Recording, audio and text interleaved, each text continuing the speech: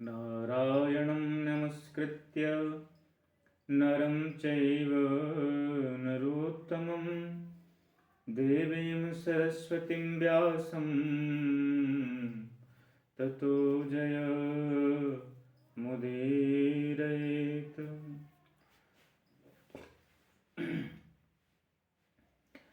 सीतानाथ समारम्भां श्रीरामानन्दार्य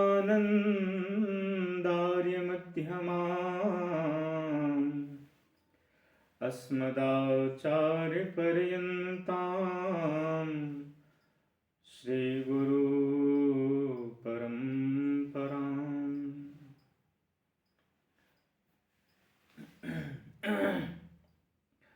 भगवान श्री असंख्य गुणगण निलय अकारण करुणावरण वाले भक्तवांछा कल्पतरु तड़िद्वृंदिक पीताम्बरधारी श्री सीतारामचंद्र प्रभु की वांगमयी प्रतिमूर्ति शब्दमयी प्रतिमूर्ति श्रीमद् रामचरितमानस।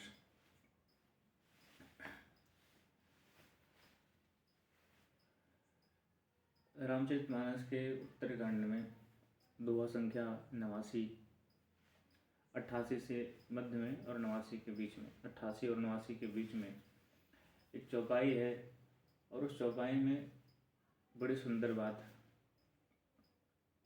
काकभूषुंडी जी गरुड़ से कहते हैं। और वो कहते हैं कि संसार का जो व्यक्ति है, जीव है, सुख की तलाश में नित्य निरंतर संसार में भटकता रहता है कि सुख यहाँ मिलेगा। जब तक जिस वस्तु का अभाव रहता है उस वस्तु की पूर्ति के बाद सोचता है कि सुख हो जाएगा, लेकिन वह वस्तु मिलने के बाद में भी जब सुख नहीं मिलता है तो उसके हाथों में सिर्फ निराशा लगती है। सोचता है कि सोचा था कि ये वस्तु मिलेगी तो सुखी हो जाएंगे, लेकिन ये मिल के आ गई, एक और बला सर पे आ गई। तो जो संसार के जीवन के जो क्लेश हैं, वो क्लेश संसार के वस्तुओं को प्राप्त करने से जाएंगे क्या? यहाँ मेरा तात्पर्य कहने का ये नहीं है कि संसार की वस्तुओं का बहिष्कार कर दिया जाए और केवल भगवान के पीछे लग जाया जाए। यहाँ तात्पर्य कहने से इतना है कि संसार की जो वस्तु है वो साधन है, ना कि साधना। साधन के द्वारा साधना रूप परमात्मा को प्राप्त करना है, लेकिन हमने अपने जीवन में संसार की वस्तुओं को, जो साधन भगवान ने हमको दिए हम तक भगवान तक पहुंचने के लिए, उस साधन तक पहुंचने के लिए हम भगवान को साधते हैं, भगवान को साधन बनाते हैं और संसार की वस्तुओं को साध्य बनाते हैं। इसलिए हमारे दुख का जो निराकरण है हो नहीं पाता है। और काकभूषुंडी जी बड़ी सुंदर बात कह रहे हैं महाराज, मतलब कैसे बताएं। काकभूषुंडी जी कहते हैं गरुड़ जी से कि हे गरुड़ जी, मैं अपना निज अनुभव आपको बता रहा हूँ कि अनुभव क्या है, सुख क्या है, संसार के क्लेश कब मिटेंगे, सत्य क्या है और असत्य क्या है। कहते हुए कहते हैं कि निज अनुभव अब कहूँ खगेसा, निज अनुभव अब कहूँ खगेसा, बिनु हरि भजन न जाहि कलेसा, बिनु हरि भजन न जाहि कलेसा। काकभूषुंडी जी कहते हैं कि गरुड़ जी, मैं आपको अपना अनुभव बता रहा हूँ। संसार में सुख के लिए हम भटकते हैं पर सुख तो है ही नहीं। जब व्यक्ति दुखी होता है तो अनेक प्रकार के उपायों को करने के लिए भटकता है कि इस उपाय को कर लें तो सुखी हो जाएं, ये वस्तु मिल जाए तो सुखी हो जाएं, समाज में संसार में हमारी पद प्रतिष्ठा नाम थोड़ा आगे हो जाए तो सुखी हो जाएं। लेकिन काकभूषुंडी जी कहते हैं कि भैया कितने भी साधन, कितने भी सुख जुटा लो, लेकिन जब तक भगवान श्री हरि का भजन नहीं करोगे तब तक संसार के क्लेश मिटने वाले नहीं हैं, तब तक संसार में वास्तविक सुख मिलने वाला नहीं है। बिनु हरि भजन न जाहि कलेशा। भगवान के भजन के बिना जीव के हृदयगत जो क्लेश हैं वो मिटने वाले नहीं हैं। 3 प्रकार के दुखों का वर्णन शास्त्रों में मिलता है, दैहिक, दैविक, भौतिक, ताप। इन तीनों प्रकार का दुख मिटाने का सिर्फ एक उपाय है, क्या? भगवान नाम। भगवान शंकर भी माता भवानी से यही कहते हैं कि भगवती, अपना अनुभव कह रहा हूँ कि उमा कहूँ मैं अनुभव अपना, सत हरि भजन जगत सब सपना। भगवान कहते हैं शंकर की माता भगवती से पार्वती से कि हे पार्वती, मैं सच अनुभव कहता हूँ आपको, संसार का जितना कुछ प्रपंच है वो सब झूठा है, सपना है। सत्य तो केवल भगवान का भजन है, भगवान का नाम है। यह नाम ही, इस नाम को ही व्यक्ति पकड़ ले, हरि नाम को, राम नाम को, कृष्ण नाम को, गोविंद नाम को, तो भवसागर से तर सकता है और संसार के लौकिक जो सुख हैं उसको भी प्राप्त कर सकता है और उस पारलौकिक ब्रह्मानंद को भी प्राप्त कर सकता है। तो भगवान कहते हैं कि काकभूषुंडी जी गरुड़ जी से कहते हैं कि गरुड़ जी, संसार के सुख को भोग कर हम भगवान को नहीं प्राप्त कर सकते हैं। हम भगवान के नाम को लेकर के संसार के क्लेश मिट सकते हैं और तब हम संसार के भी सुख को भोग सकते हैं और भगवान के भी सुख को भोग सकते हैं।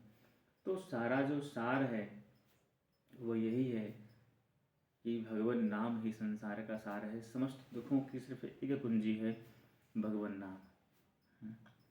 श्रीमद् भागवत में सुखदेव जी महाराज परीक्षित से बड़ी सुंदर बात कह रहे हैं। कहते हैं, परीक्षित जी ने कहा, महाराज, जब जीव के अनेक पाप हो जाते हैं तो जीव उन पापों को धुल नहीं सकता है, नष्ट नहीं कर सकता है। तो उन पापों से जब करने के बाद में जब नरक जाता है तो उसको दुख मिलता है। तो उस दुख से मुक्ति पाने के लिए कोई साधन, तो उन्होंने कहा अनेक साधन हैं, कोई तपस्या, कोई ब्रह्मचर्य, कोई आदि के द्वारा प्रायश्चित करता है। तो लेकिन एक ऐसा साधन है जिस साधन से सारे पाप नष्ट हो जाते हैं, और वो क्या है? तो सुखदेव जी बड़ी सुंदर बात कहते हैं कि केचिद केवलया भक्त्या वासुदेव परायणा अघम धुन्वन्ति काष्णेन निहारम् इव भास्करः। कहते हैं भैया, केवल भगवान श्री नारायण की चरणों में की हुई भक्ति ही समस्त पापों का समूल प्रायश्चित है। क्योंकि भगवान का भक्त जब भगवान के नाम को लेता है तो ठाकुर जी उसमें कोई भेदभाव नहीं करते। भगवान का नाम समस्त विपत्तियों को नष्ट करने वाला है। इवन भगवान का नाम तो जो भगवान के प्राण वल्लभा भक्ति माता हैं उनके भी कष्ट को दूर करने वाला है। भैया, चाहे लौकिक जीव हो चाहे पारलौकिक जीव हो, सबका कल्याण भगवान के नाम से होता है। इसलिए संसार के दुखों को से मुक्ति पानी है यदि जीव को, तो सिर्फ एक नियम और एक व्रत ले ले, क्या? कि बिन हरि भजन न जाहि कलेसा। भगवान के नाम का स्मरण करे, भगवान के नाम को जपे, भगवान की कथा को जितना सुन सके सुने। और संसार के समस्त दुखों का समूल यही प्रायश्चित है, यही एक उपचार है दुखों से छूटने का, दुखों से पार पाने का। क्योंकि भगवान की माया बड़ी जटिल है भैया। पग पग में ठाकुर जी जीव को लटकाए हुए हैं और हमें इस माया से, इन दुखों से छूटना है। तो जिसका जाल है उसी के चरण पकड़ लो तो जाल से छूट जाओगे। और यदि अपने बाहुबल पर भरोसा रखोगे कि हम ये कर लेंगे, हम वो कर लेंगे, तो कदापि नहीं छूट सकते हैं। इसलिए इस राम नाम का सहारा लेकर के संसार सागर को पार कर सकते हैं। यही एक संसार का मूल सत्य है, यही एक सरल कुंजी है जिससे संसार, जो जटिल संसार है, उस संसार को हम पार कर सकते हैं। तो बस इतनी बात कहनी थी। आज पढ़ रहे थे तो बड़े सुंदर मुझे बात याद आई, तो मैंने सोचा कि कुछ कहा जाए ठाकुर जी के चरणों में बैठ करके। यद्यपि मैं उस लायक तो नहीं हूँ भगवान के गुणान वादों को कह सकूँ, और शायद मेरा भाग्य भी नहीं है कि उनके गुणान वादों को कहने के लिए मैं रहूँ। और आगे जैसी ठाकुर जी की इच्छा, वो जिसको चाहते हैं अपने चरणों में लगाना लगा ही लेते हैं।